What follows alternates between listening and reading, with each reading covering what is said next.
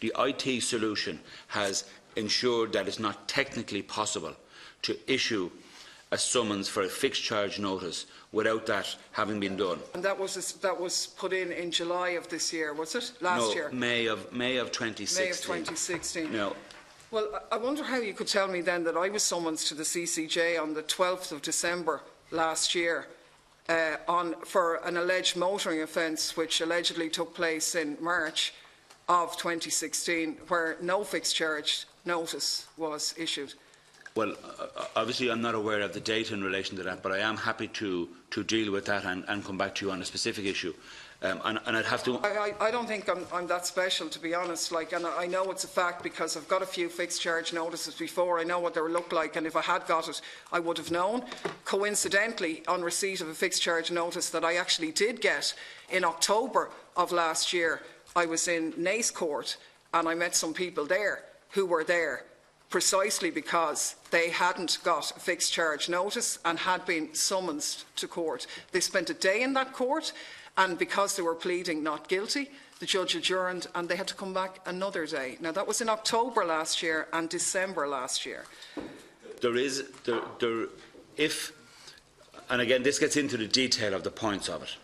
Part of it. How can we trust what you're saying when we have contradictory evidence of the opposite? What I am saying is that if you should have received, if a fixed charge notice should have issued on day one for an offence, that now issues. What I can't say in relation to the specific issues, some people come to the court and they say they never received it. So they never received it in the post. That does not say that it wasn't issued. So you're saying that all of those cases are the fault of An Post? No, I'm not saying the fault is on behalf of anybody. What I am saying is that where a fixed charge notice should have been issued in every case, it is our view here today and belief here today that that is the case.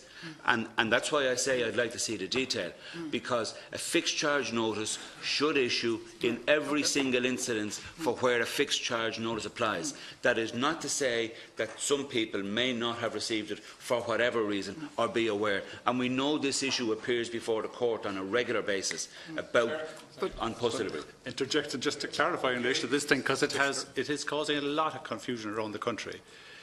Any of the offences linked to what we call the go-safe vans, the vans parked inside the road, or the vehicles that we use to detect the non-intercept type of offences, they're not linked in any way to the issue that we're discussing here in relation to the FCN.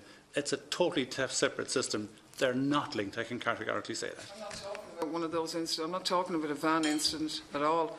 But I'm saying just to say, I will have to just give you. I know we'll get another round again. But notice. I wasn't talking about those circumstances. The point here is we have, and the public in particular, have the reality posed in front of them, where they cannot trust information coming from senior Garda management. The Commissioner's opening speech says, expect a lot more, lads. We hear on the radio this morning domestic violence figures might be all over the place. You can't really reassure me in terms of the checkpoint figures. And I'm giving you my own direct personal experience and the personal experience of other people that I met in court on a different day, which belies the narrative that you've put forward, that the problems in the system have been corrected. And that's what we're trying to get to the bottom of. And the problems in the system have been corrected. We have put in an IT solution that stops the one that you're referring to. But by way of clarification, I felt it was important to say, because I've been listening to the social media, the offences and the vast majority of our speeding offences come from the non-intercept type offences. They are very special then, because I wasn't talking about an intercept like that. Well, if I can, Commissioner O'Sullivan just wanted to come back on what you've just raised, but I do have to say I have to move on to another deputy or member, and I will come back to you, Commissioner. Deputy, I was just going to make the point, thank you, Chair. I was just going to make the point, if you wish us to look at your specific issues, Assistant Commissioner Flynn will be quite happy to do that, and we can identify if there's something. What I'm saying is that I think it's a bit of a unique coincidence that I happen to have evidence to contradict what you've said, and I've happened to meet other people who are in the same situation, so I know for a fact that, if you like, the narrative we've been given cannot be accurate. But anyway, Deputy, I just make the point, it's very important that if there is evidence to suggest that the systems aren't working, that we are very happy and comfortable to actually look at that and identify if there are further systems, and we will take that on board. Thank you, Commissioner. Thank you, Deputy Daly.